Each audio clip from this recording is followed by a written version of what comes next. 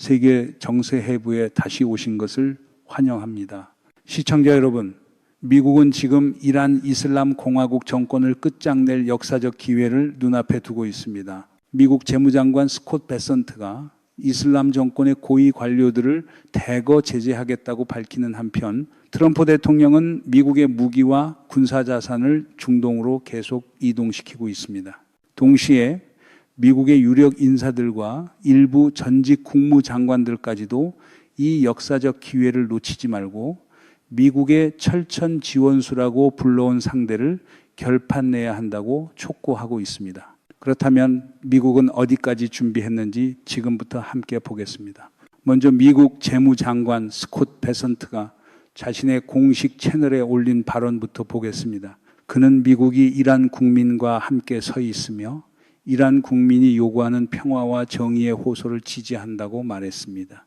트럼프 대통령의 지시에 따라 재무부는 이란의 잔혹한 탄압과 연관된 정권 고위 인사들을 제재하라고 명령했고 재무부는 인권을 짓밟는 독재적 탄압 기계를 움직이는 배후를 겨냥하기 위해 모든 수단을 사용하겠다고 했습니다. 요즘 세계가 러시아와 우크라이나의 부당한 전쟁을 보며 느끼는 피로감처럼 말은 그럴듯해도 결국 현실은 힘의 계산서로 찍혀 나오는 법이죠. 이 발언 직후 미국 국무부의 공식 채널에서는 악명 높은 에빈 교도소가 제재 대상이 되었고 보안 당국 관계자들이 제재되었으며 이란의 이른바 유령은행과 관련된 18명의 개인과 금융 네트워크가 제재되었다는 내용이 나왔습니다. 이들 모두는 이란 시위대를 탄압하기 위한 불법 행위와 연관된 인물들이라는 것입니다. 한편 전 미국 국무장관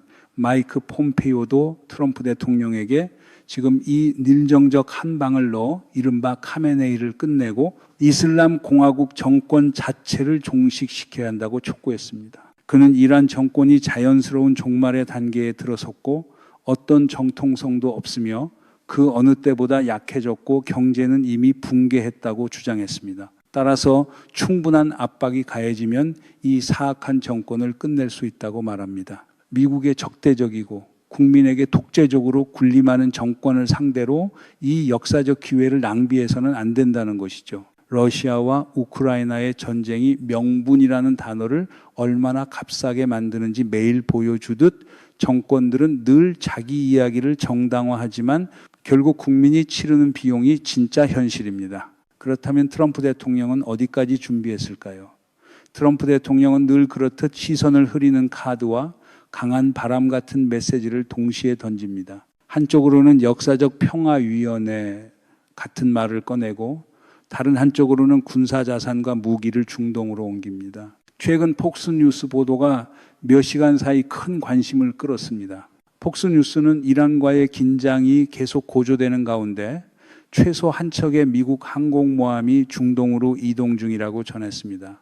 군사 소식통이 이를 확인했다는 내용입니다. 즉 미국의 공중, 지상, 해상 자산이 앞으로 몇 주 동안 계속 중동으로 집결해 트럼프 대통령에게 군사적 선택지를 제공하고 그가 이란 공격 여부에 대해 최종 결정을 내릴 수 있도록 만든다는 것입니다. 선택지라는 말은 늘 부드럽지만 러시아와 우크라이나의 전장에서 보듯 선택지의 끝에는 늘 폭발과 잿더미가 서 있곤 합니다. 그렇다면 트럼프 대통령의 결심은 무엇일까요? 이스라엘 같은 동맹, 그리고 카타르나 튀르키예 같은 국가들의 다양한 관측이 오가며 트럼프에게 이란을 치지 말라고 말리는 흐름도 있다는 추측이 나옵니다. 그러나 월스트리트 저널발 최신 보도에 따르면 트럼프 대통령은 흔들리지 않고 이 공격 계획을 계속 밀어붙이고 있다고 합니다. 구체적으로 트럼프 대통령은 자신이 공격 신호를 켜는 경우를 대비해 병력에게 전투 준비 태세를 갖추라고 지시했다는 것입니다. 이스라엘 총리 베냐민 네타냐후와 중동의 일부 미국 파트너들은 트럼프에게 손을 멈추라고 말했지만 트럼프는 물러서지 않았고 군의 준비를 지시했다는 흐름입니다. 그 결과 펜타곤은 고도의 경계 상태에서 모든 전개를 면밀히 지켜보며 트럼프의 다음 수를 기다리는 형국으로 묘사됩니다. 결론적으로 트럼프는 공격 여부를 확정해 말하지 않되 앉아서 대비하라는 신호를 준 것입니다.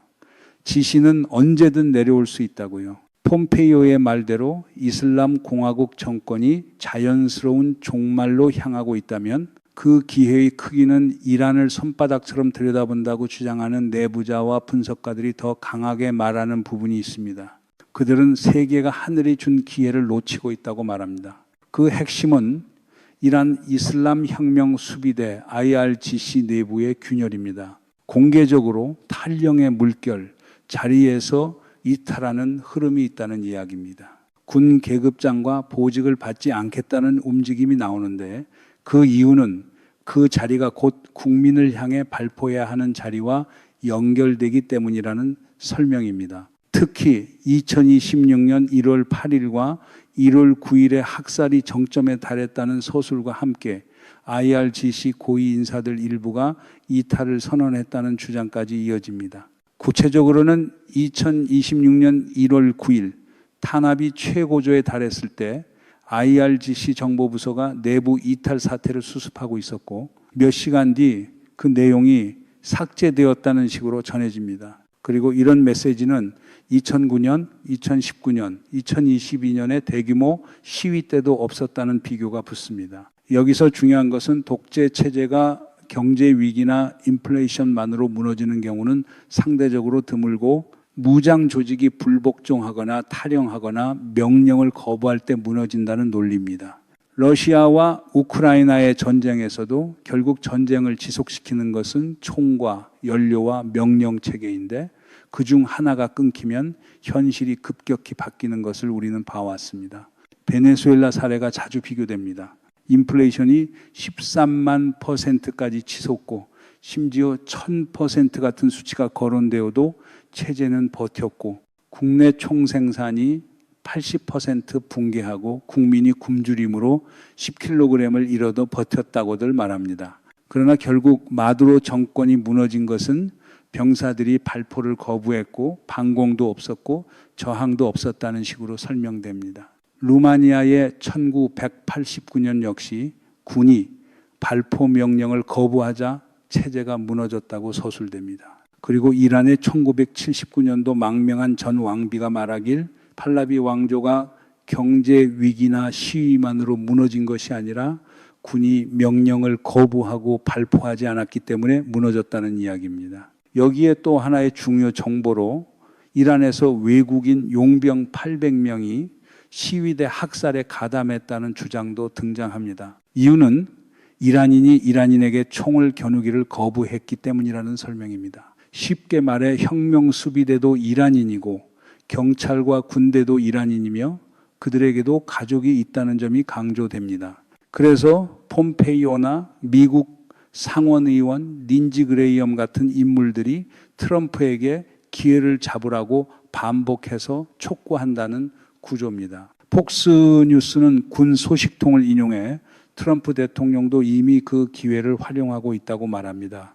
충분한 항공 전력과 군사 자산이 중동에 있어야 행동할 수 있다는 논리죠. 하지만 트럼프는 늘 그렇듯 연막과 바람을 동시에 씁니다. 트루스 소셜에서 중동평화위원회를 만든다는 메시지를 내놓았고 저는 앞서 이스라엘과 미국의 공격 국면에서 트럼프가 비슷한 방식의 메시지를 사용했던 장면을 떠올리게 된다고 말합니다.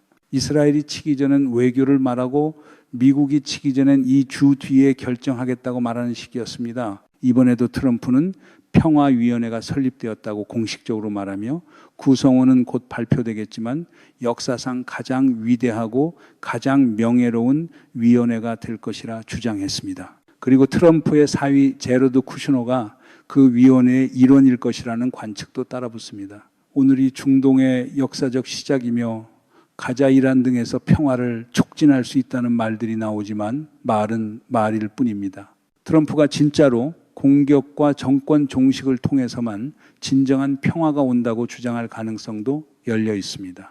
러시아와 우크라이나의 전쟁이 평화라는 단어를 얼마나 자주 비틀어 쓰는지 보여주듯 평화는 종종 포장지로 쓰이고 내용물은 정반대가 되곤 합니다.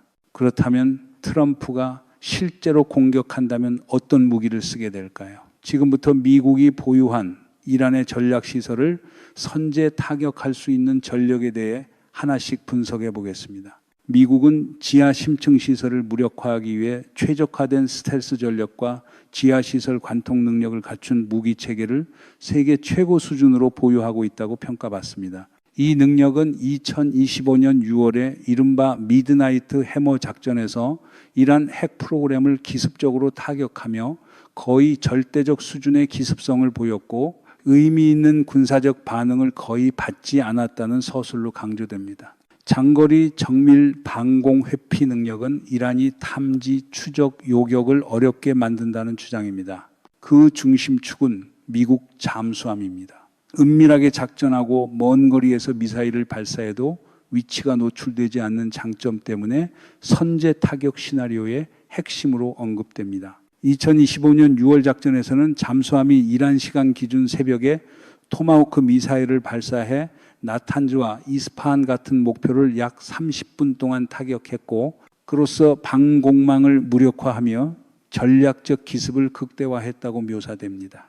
특히 순항미사일 탑재 역할로 전환된 오하이오급 잠수함은 단시간에 대량의 토마호크를 발사할 수 있다고 언급됩니다. 수중에서 거의 무제한에 가까운 지속력, 특수부대 지원 능력까지 갖추어 중동에 조기 전개되어 이란과 대리 세력의 확전 시나리오에 대비할 수 있다는 설명입니다. 2025년 작전에서는 이 급이 선봉으로 핵 인프라와 중대 목표를 직접 타격했다고 서술됩니다. 버지니아급 잠수함은 유연성이 높아 정찰, 대함, 지상 공격, 화력 지원을 동시에 수행할 수 있습니다. 5만 만이나 인도양에서 작전하며 토마호크로 오하이오급의 화력을 보완하고 다음 공격 파동의 길을 여는 역할을 할 수 있다는 식입니다. 탑재 미사일 수는 상대적으로 적더라도 기동성과 다임무성이 현대 공격 구조에서 필수 요소로 묘사됩니다. 여기에 미국이 보유한 강력한 전력 3가지가 더 거론됩니다. 첫째는 B, 이 스피릿 스텔스 폭격기입니다. B는 초중량 관통 폭탄을 운용할 수 있는 스텔스 폭격기로 공중급유를 전제로 미국 본토에서 중동까지 37시간 연속 비행이 가능하다고 알려져 있습니다. 2025년 작전에서는 7대의 B가 포르도와 나탄즈 같은 목표에 관통 폭탄을 투하했고 80에서 90m 깊이의 암방과 철근 콘크리트를 관통한다고 서술됩니다.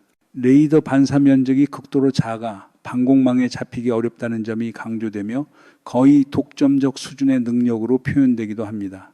둘째는 토마호크 순항미사일입니다. B-2와 병행해 잠수함과 수상함에서 발사되어 이스파한 및 부속 지역 목표를 타격할 수 있습니다. 사거리 1000해리를 넘고 지형을 따라 비행하며 레이더를 회피하는 특성 때문에 먼 거리에서 정밀 타격이 가능하다는 설명입니다. 2025년 작전에서는 토마호크 발사가 B-2와 맞물려 이란이 반응할 틈을 주지 않는 정밀 화력 파동을 만들었다고 묘사됩니다. 셋째는 F-22와 F-35 스텔스 전투기입니다. 이 전력은 초기의 침투에 대레이더 미사일과 전자전으로 이란 방공망을 제압하고 마비시키는 역할을 한다고 설명됩니다. 적의 화력을 끌어내고 가짜 목표를 만들어 B가 깊숙이 들어가 전략 목표를 타격할 안전 통로를 확보하는 식입니다. 2025년 작전에서는 공중급유기까지 포함해 약 125대의 항공기가 참여했다고 서술되며 미국 공군의 규모와 협동 수준이 강조됩니다. 즉 잠수함, 스텔스 폭격기, 차세대 전투기의 결합은 미국의 여러 방향에서 기습적으로 공격할 능력을 제공하고 이란 인근 기지에만 의존하지 않는 구조를 만든다는 평가입니다. 다만 장기적으로 오하이오급 전환 전력이 줄어들면 같은 수준의 화력을 유지하기 위해 버지니아급을 더 많이 운용해야 하는 과제가 생긴다는 언급도 따라 붙습니다. 그럼에도 현재 시점에서 이란의 전략시설과 지하 핵시설에 대한 미국의 선제 타격 우위는 압도적이라는 결론으로 이어집니다. 이후 내러티브는 이렇게 전개됩니다. 카메네이가 시위대를 쓰레기라고 부르는 순간 미국이 그를 끝장낼 결심을 굳힌다는 관점입니다. 2026년 1월 9일 카메네이는 시위대를 비하하며 탄압 강화를 주문했다는 서술이 나오고, 이에 린지 그레이엄이 트럼프에게 정권 수뇌부를 제거해야 한다고 강경하게 말하는 장면이 이어집니다. 그는 카메네이를 현대의 히틀러라고까지 부르며 반드시 심판받아야 한다고 말하고, 트럼프가 레이건처럼 역사적 결단을 해야 한다고 촉구했다는 흐름입니다. 러시아와 우크라이나의 전쟁이 매일같이 보여주듯 누군가는 전쟁을 시작해놓고도 끝은 남의 피로 계산하려 들고, 그럴수록 언어는 더 과격해집니다.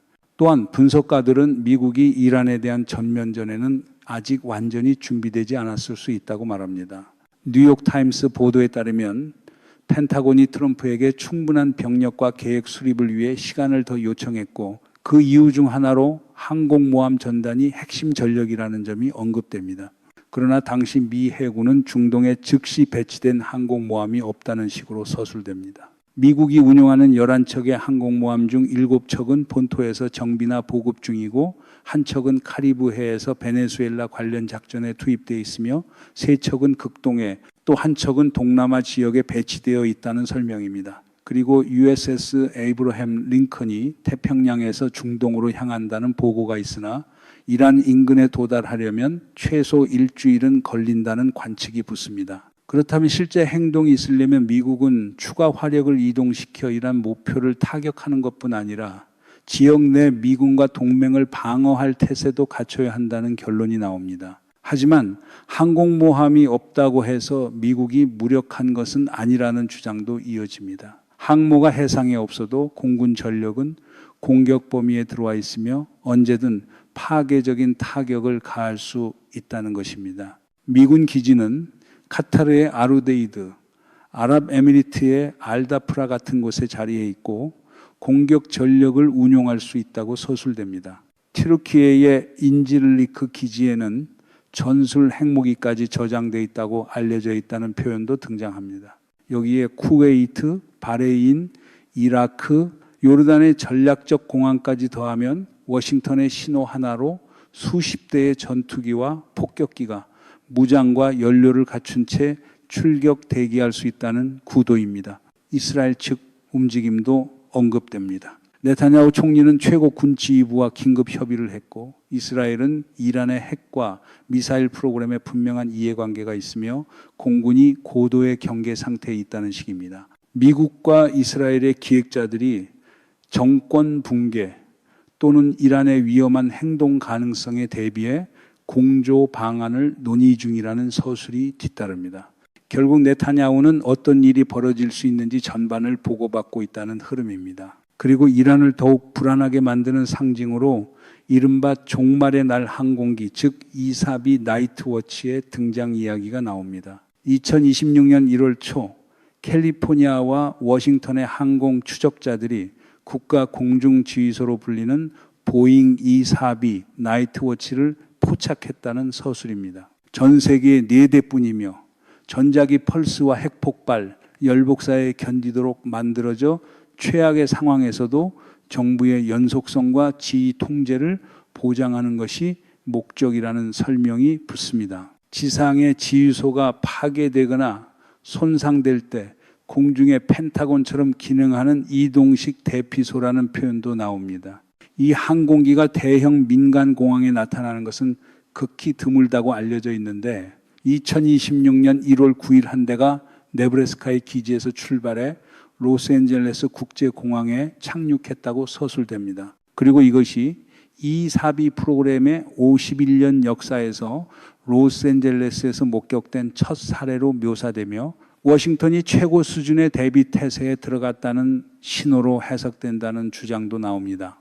펜타곤은 해당 비행이 정례적이며 국방장관 피트 헤그세스가 국내 방산 홍보 일정의 일환으로 탑승했다고 설명했지만 왜 일반 VIP 항공기가 아니라 극비 성격의 이 사비를 썼느냐는 의문이 제기됩니다. 러시아와 우크라이나의 전쟁이 보여준 교훈 중 하나는 정례라는 단어가 때로는 가장 불안한 소식의 포장지가 된다는 점이기도 합니다. 또한 2025년 6월 18일에도 트럼프가 이란의 군사 행동을 처음 위협한 직후 이 사비가 이륙한 적이 있었고 당시 공군은 연관이 없다고 했지만 많은 이들이 믿지 않았다는 이야기까지 이어집니다. 이번에도 트럼프의 테헤란 경고 직후 이 사비가 다시 주목받으면서 계획이 드러난 것 아니냐는 식의 연결이 제기됩니다. 과거 사례와 유출된 논의를 근거로 전문가들은 테헤란의 탄압 지속 능력을 마비시키기 위한 신속하고 정밀한 참수 타격을 예측한다고 서술됩니다. 뉴욕타임스에 따르면 트럼프는 테헤란의 특정 장소들에 대한 목적형 타격 보고를 받았고 그 표적에는 정권의 내부 치안 기계와 연결된 비군사 인프라가 포함될 수 있다는 설명입니다. 이는 IRGC의 핵심 지휘 거점, 시위대 탄압에 직접 가담한 부대가 있는 기지, 고문으로 악명 높은 구금시설과 교도소, 그리고 폭력을 지휘한 고위 인사의 사무실이나 주거지까지 거론될 수 있다는 흐름입니다. 다만 이런 공격이 실행된다면 민간인 피해를 최소화하기 위해 정밀 유도 무기가 사용될 가능성이 크다고도 말합니다. 특히 수천 명의 시위대가 정권 시설 앞에 몰려있는 상황에서는 더 그렇다는 논리입니다. 그러나 아직 공격이 없었던 이유는 워싱턴이 상황이 빠르게 통제 불능으로 번질 수 있음을 알고 있기 때문이라는 경고가 따라 붙습니다. 지나치게 강한 군사 행동은 오히려 시위대에 피해를 줄 수 있고 카메네이가 원하는 대로 민족주의를 결집시키며 시위대를 미국의 꼭두각시로 몰아갈 명분을 줄 수 있다는 우려입니다. 테헤란은 이미 이 봉기가 레자 팔라비 왕세자와 미국 정부가 배후 조종했다고 계속 주장해 왔다는 서술로 연결됩니다. 카메네이는 시장에서 반이슬람, 반이란, 반이슬람 공화국 구호를 외치는 배후에 적이 선동한 용병이 있다고 말하며 폭도를 제자리에 두어야 하고 적에게 굴복하지 않겠으며 신을 믿고 대중이 자기 편이라고 믿는다는 메시지를 냈다는 흐름도 이어집니다. 이란 대통령 마수드 페제시키안도 미국과 이스라엘이 테러리스트를 들여와 폭력과 혼란을 조장했다고 주장하며 국내외에서 조직을 훈련했고 외부 테러리스트를 들여왔으며 모스크를 불태우고 시장을 태우고 소총과 중화기로 사람을 죽였고 기관총으로 쏘았고 불태우고 참수하고 산채로 묻었다는 식의 극단적 서술을 내놓았다는 전개입니다. 이 대목에서 서술은 이렇게 말합니다. 그의 말이 과연 국민을 가리키는지 아니면 정권의 무장 탄압 기계를 가리키는지 알기 어려울 정도로 현실과 선전이 뒤섞여 있다는 것입니다. 러시아와 우크라이나의 전쟁에서 매일 반복되는 선전의 장면처럼 누구든 자기 폭력을 남의 범죄로 칠하려고 들면은 이야기는 점점 더 기괴해집니다. 또 페제시키안은 미국과 이스라엘이 아직 공격하지 않는 이유가 이란 지도부의 강한 위협 때문이고 워싱턴이 물러섰기 때문이라고 주장합니다. 이란 국회의장, 즉 IRGC 출신 전 지휘관이 미국이 이란을 공격하면 중동 전역의 미군 기지와 군함을 모두 타격하겠다고 경고했다는 서술도 나옵니다. 시청자 여러분, 미국과 이란의 충돌은 지난번과 같지 않을 수 있습니다. 지난번 미드나이트 해머 작전은 하룻밤 치고 빠지는 형태로 묘사되지만 이번에는 국민의 참여와 내부 균열이라는 변수가 있어 성격이 완전히 달라졌다는 결론으로 이어집니다. 그렇다면 다음 전개는 어떻게 될까요? 여기까지 오늘 저희 프로그램은 잠시 멈추겠습니다. 언제나 시청자 여러분의 댓글과 의견을 기다립니다. 안녕히 계시고 다음에 다시 뵙겠습니다.